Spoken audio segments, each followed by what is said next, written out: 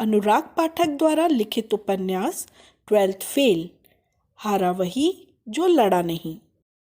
कमलेश जोरा से खाली हाथ लौटकर नहीं आया था, बल्कि विचारों की रोशनी लाया था। वह परिवार को पटरी पर लाने के लिए एक अभूतपूर्व योजना पिता को बता रहा था।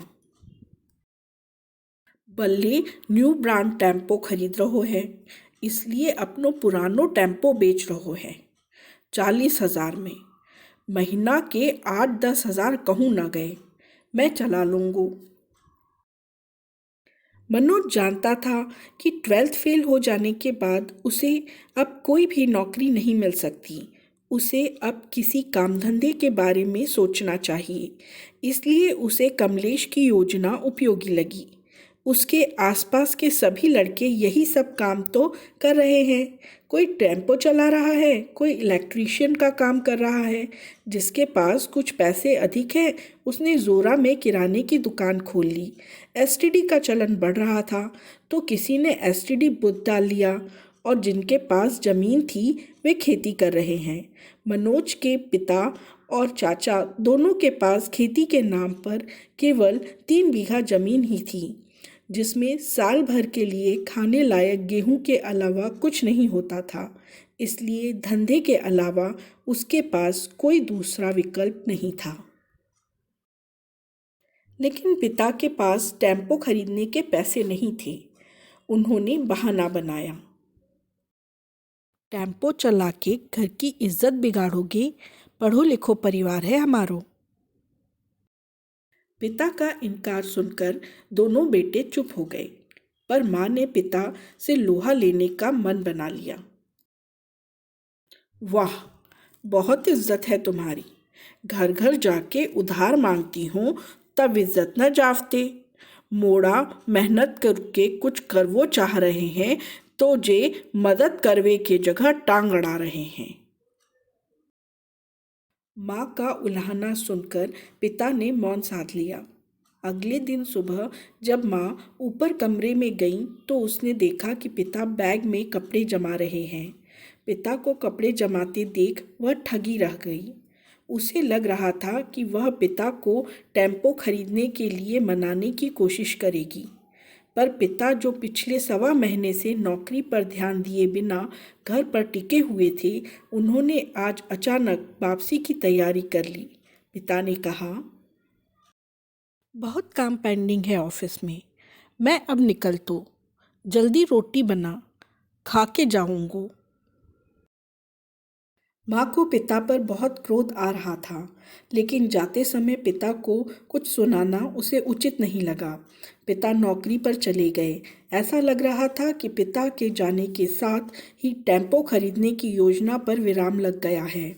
लेकिन कमलेश के अगली सुबह फिर से जिद करने पर माँ ने कहा, बाप तो तेओ एन मौका पे भजी गयो, अब मुँह से का चाहत है, मैं कहाँ से 40,000 रुपया ले आऊँ।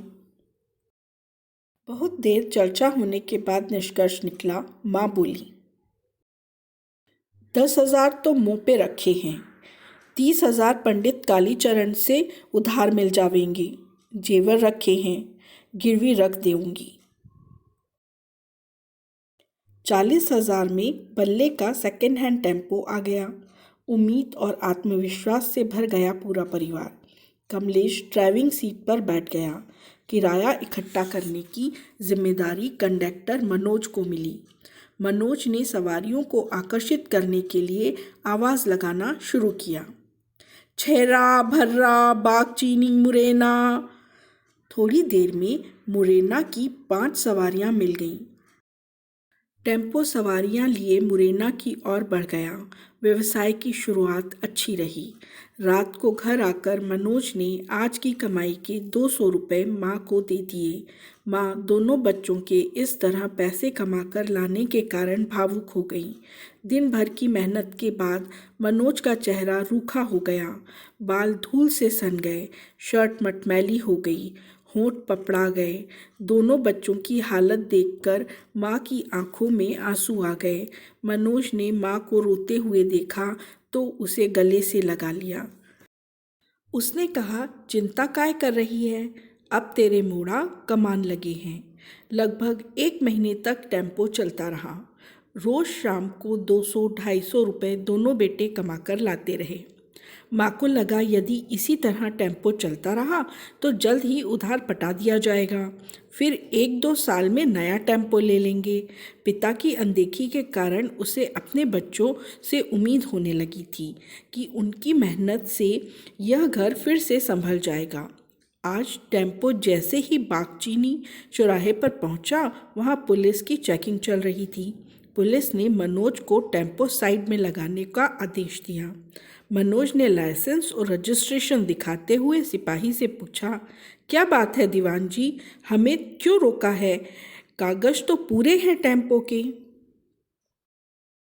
सिपाही ने कहा, थानेदार साहब का आदेश है, उनसे जाकर पूछो। सिपाही टेम्पो को स्टार्ट कर 200 मीटर दूर सड़क किनारे बने बागचीन थाने में ले जाने लगा। मनोज और कमलेश टेम्पो के पीछे दौड़ लगा रहे थे। तभी पास से बालाजी बस सर्विस की बस निकली। उसका कंडक्टर दरवाजे से अपना सर निकालकर जोर से चिल्लाया, काय रे, कही थी ना, जा रोड पे टेम्पो चलावो, भुला देंगो। अब चला टेम्पो। यह वही कंडक्टर था जिसका झगड़ा बल्ले से हुआ था। वह टेम्पो को पहचान गया था।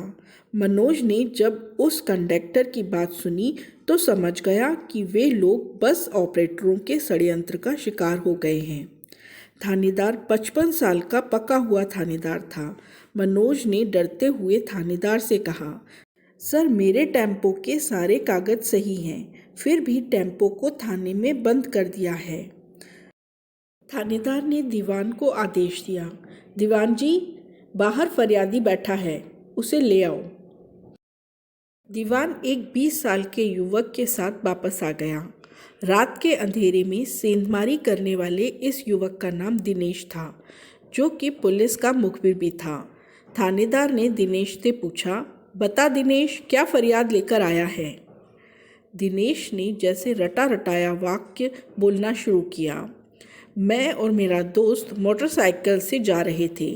पीछे से इसके टेम्पो ने टक्कर मार दी। मेरा दोस्त जमीन पर गिरकर बेहोश हो गया। उसको बागचीन के प्राथमिक स्वास्थ्य केंद्र में भर्ती करके आपके पास आया हूँ। थानेदार ने मनोज को देखकर कहना शुरू किया, सुन लिया तूने? एक तो सड़क पर एक्सीडेंट करता है, ऊपर से जवान चलाता है। मनोज रुआसा होते हुए बोला, ये आदमी झूठ बोल रहा है, हमसे कोई एक्सीडेंट नहीं हुआ। थानेदार अब अपने असली रूप में आ चुका था। चुप साले, बंद करो दोनों को अंदर। जेल में सड़ोगे तब पता चलेगा कि एक्सीडेंट किया है कि नहीं। बालाजी बस सर्विस के मालिक से प्राप्त फीस के बदले थानेदार ने अपना काम बखूबी कर दिया था। मनोज और कमलेश के पैरों तले जमीन खिसक गई।